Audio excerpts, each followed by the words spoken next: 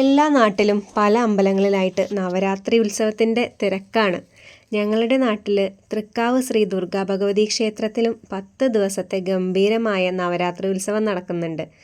അങ്ങനെ ഞങ്ങളും ഭഗവതിയെ കാണാനായിട്ട് പോയി.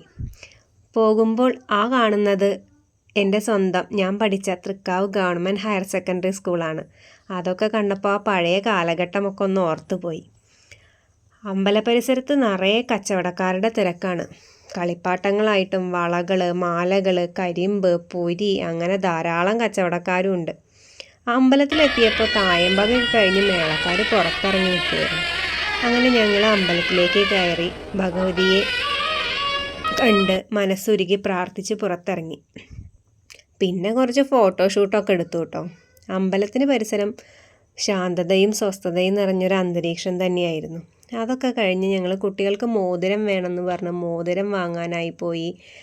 അങ്ങനെ അത് കഴിഞ്ഞപ്പോഴാണ് അപ്പുറത്ത് ഉപ്പിലിട്ട ഐറ്റംസ് കണ്ടത്. അപ്പോൾ പിന്നെ നമ്മൾ വെറുതെ ഇരിക്കുമോ, ഉപ്പിലിട്ട മാങ്ങയും പൈനാപ്പിളും എല്ലാം വാങ്ങി കഴിച്ചു.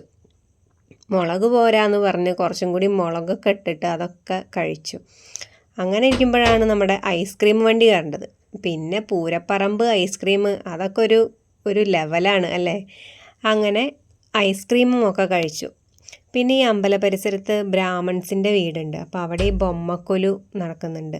ഒരുപാട് പ്രതിമകൾ, എന്തൊരു ഭംഗിയാണ് കാണാൻ വേണ്ടിയിട്ട്. അതൊക്കെ നല്ല മനോഹരമായി ഒരുക്കി വെച്ചിരിക്കുന്നു. അതിന് എന്തൊക്കെയോ ഐതിഹ്യങ്ങളുണ്ട്. അതൊന്നും കൂടുതലായിട്ട് എനിക്ക് പറയാനറിയില്ല. അപ്പോൾ ഇത്രയേ ഉള്ളൂ ഇന്നത്തെ വീഡിയോ. Okay, bye bye.